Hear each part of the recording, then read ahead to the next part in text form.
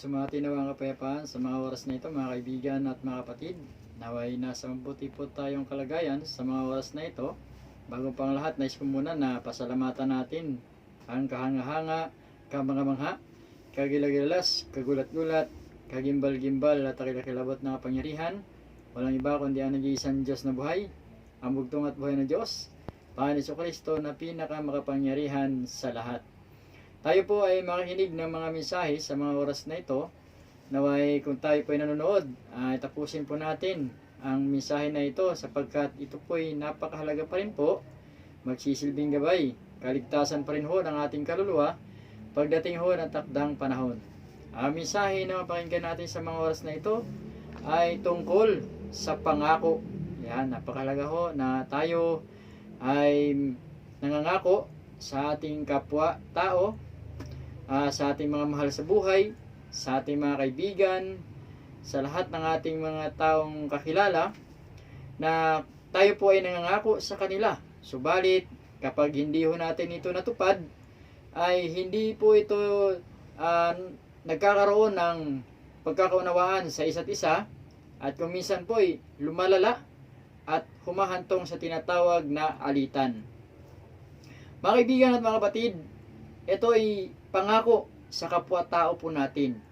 Subalit, kapag tayo naman po ay nangako sa nag-iisang Diyos na buhay, Panginoon Hesukristo na pinakamakapangyarihan sa lahat, ito po ay napakatindi kung hindi ho natin matupad yung pangako po natin sa Kanya. Pakinggan ho natin ang sinasabi sa banal na kasulatan.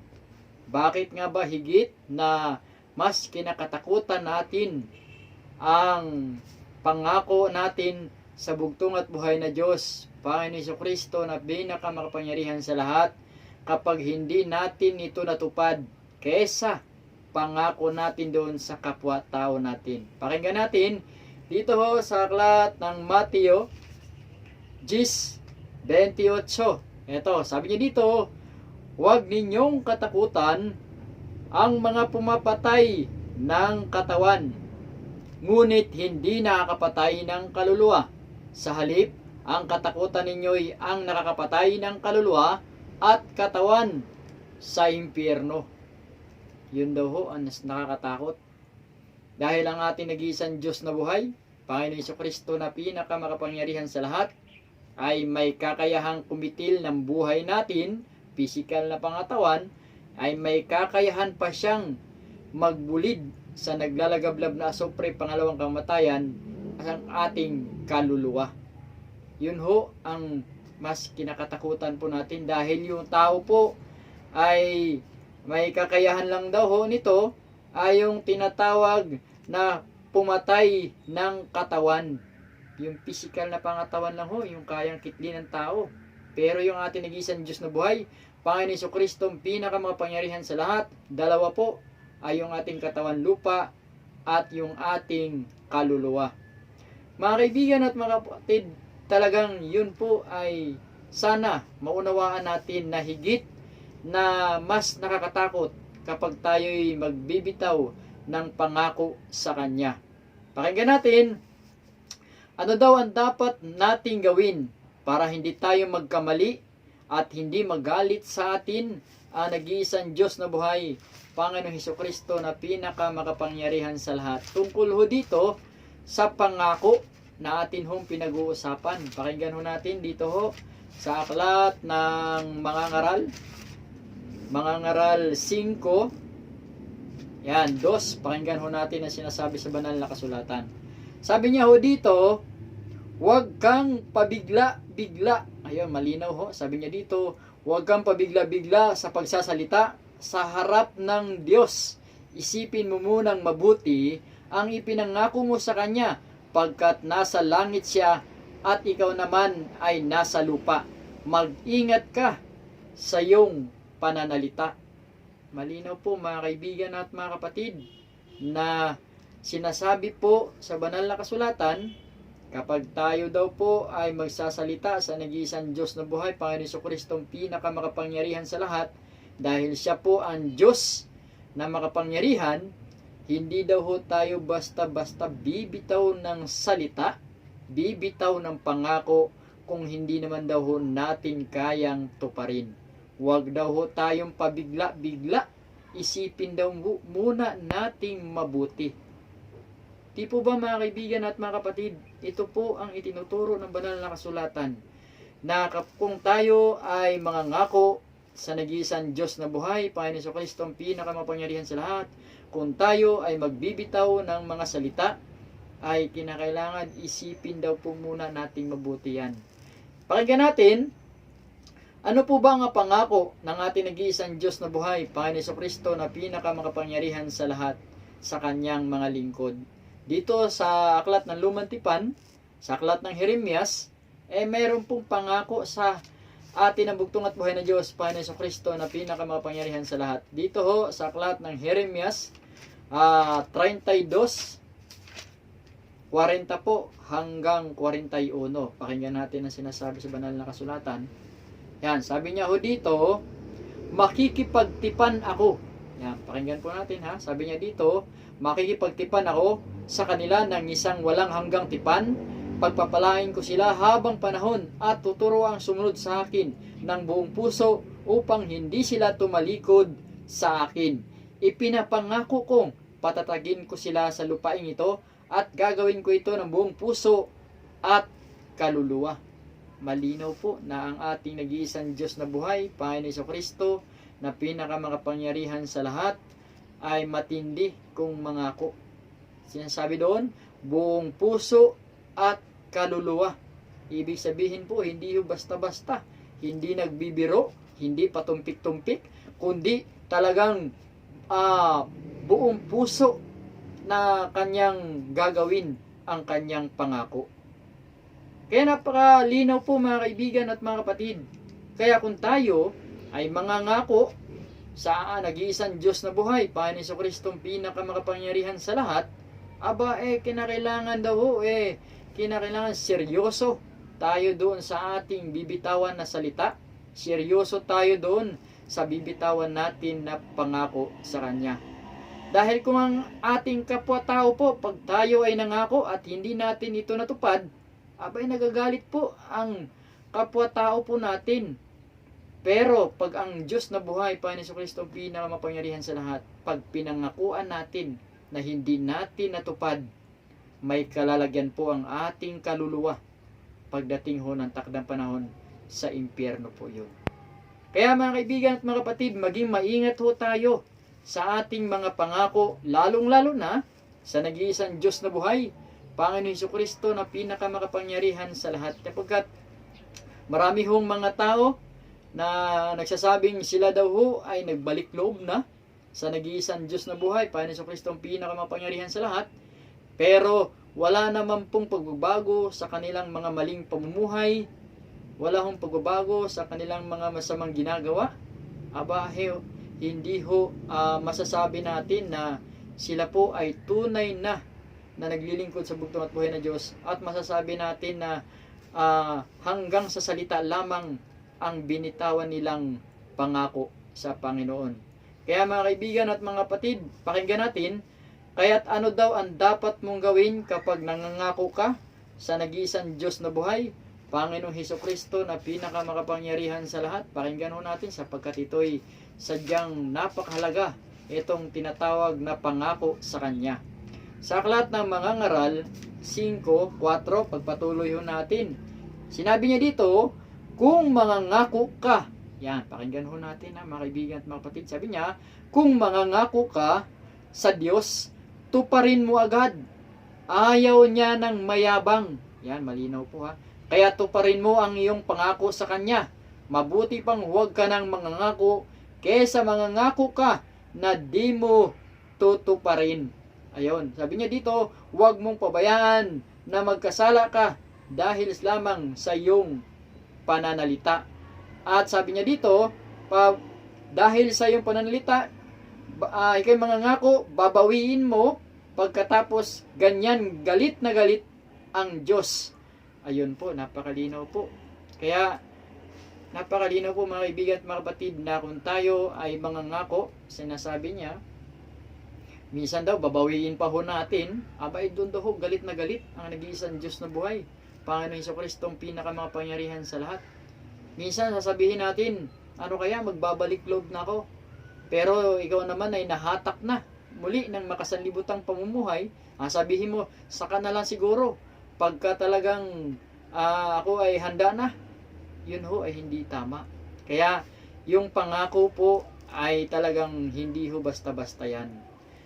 Kinakailangan pag-isipan, kailangan taos puso yung pangako, mga pananalita na bibitawan natin sa nag-iisang Diyos na buhay, Panginoon Hesukristo na pinakamakapangyarihan sa lahat.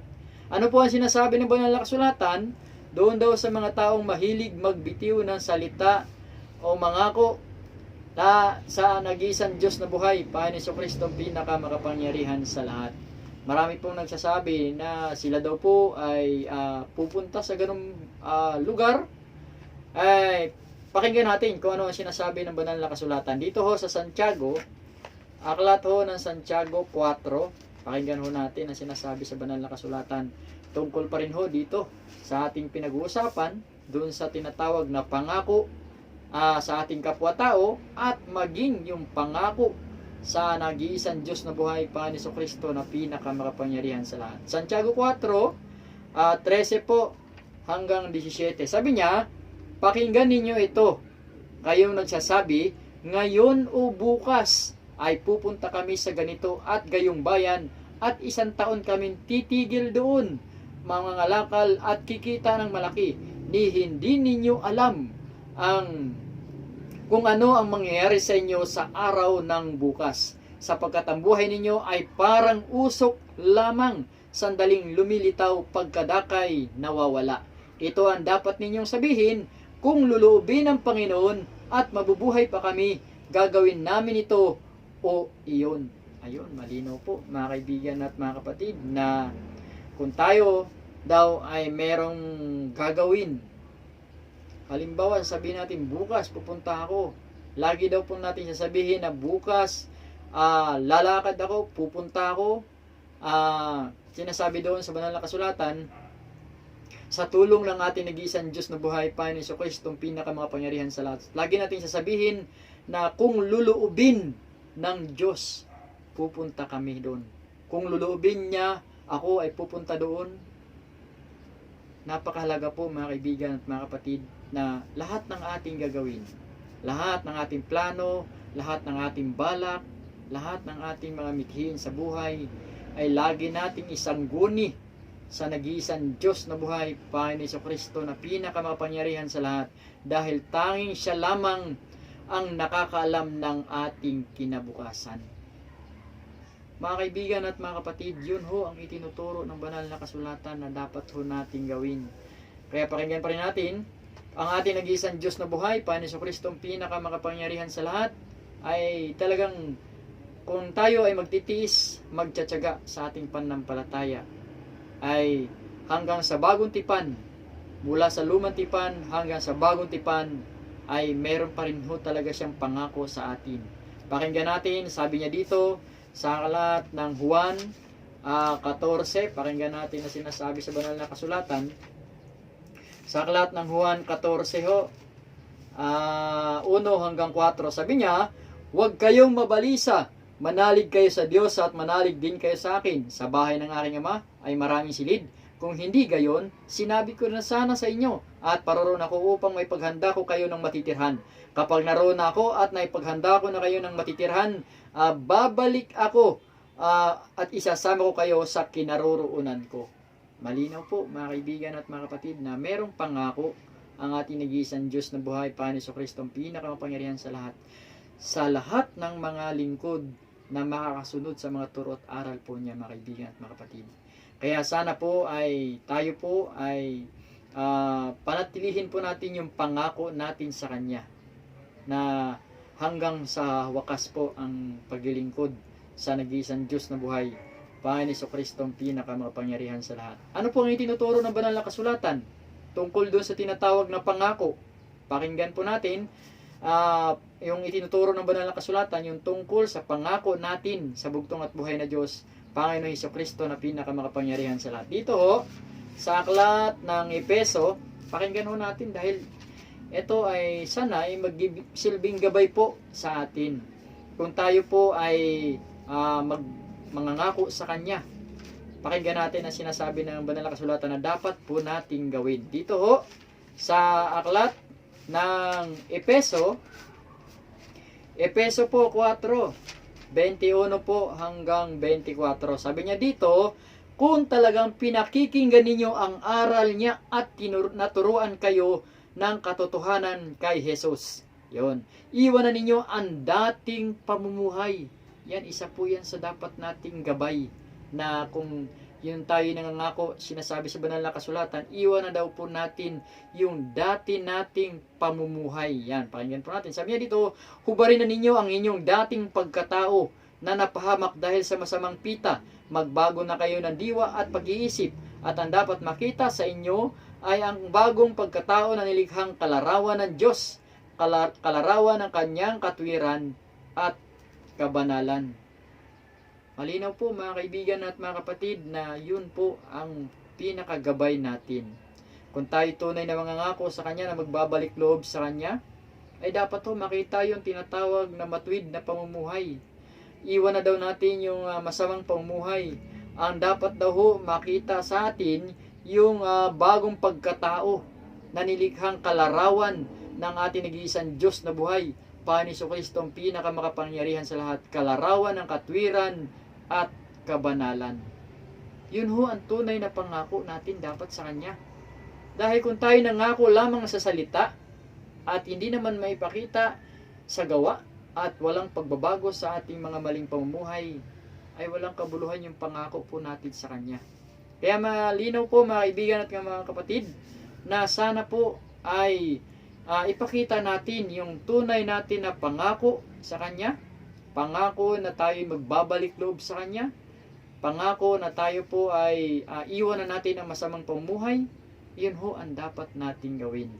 Pakinggan natin, ano po ang nagiging bunga ng isang taong siya daw ho ay nangako pero hindi naman ay pakita sa gawa, puro lamang sa salita, at sinasabi pa ng banal na kasulatan yung mga taong mayabang daw na puro salita lang. Ano po ang magiging buhay ng mga taong ito? Pakinggan ho natin sa aklat pa rin ho ng mga ngaral, pakinggan pa rin ho natin ang sinasabi sa banal na kasulatan, mga ngaral 5 pa rin, 6 po hanggang 7. Yan, sabi niya dito, pakinggan pa rin natin. Sabi niya, huwag mong pabayaan na magkasala ka dahil sa iyong salita. Mangangako ka at babawiin mo, pagkatapos sa ganyan galit na galit ang Diyos. Kung magkagayon, hindi kanya pagpapalahin sa anumang iyong ginagawa. Kaya't gaano man kadalas ang iyong panaginip, gaano man karami ang iyong walang kabuluhan mong salita at gawa, magkaroon ka ng takot sa Diyos. Malinaw po mga kaibigan at mga kapatid na hindi ka daw niya pagpapalain. Mga kaibigan at mga kapatid, malinaw ang sinasabi sa banal na kasulatan. Ikaw ay magkaroon ng tinatawag na kaguluhan sa iyong buhay dahil ikaw po ay nangangako ka na hindi mo kayang tuparin, at yun ang magiging bunga, at maaring magiging ang pinakahantungan po nito, ang pinakawakas ay yung kapahamakan po ng ating kaluluwa. Kaya sana po ay isabuhay natin ang mensaheng ito, yung tinatawag na pangako sa ating kapwa. Tuparin natin, at higit sa lahat yung pangako natin sa nag-iisang Diyos na buhay, Panginoon Hesukristo na pinakamakapangyarihan sa lahat.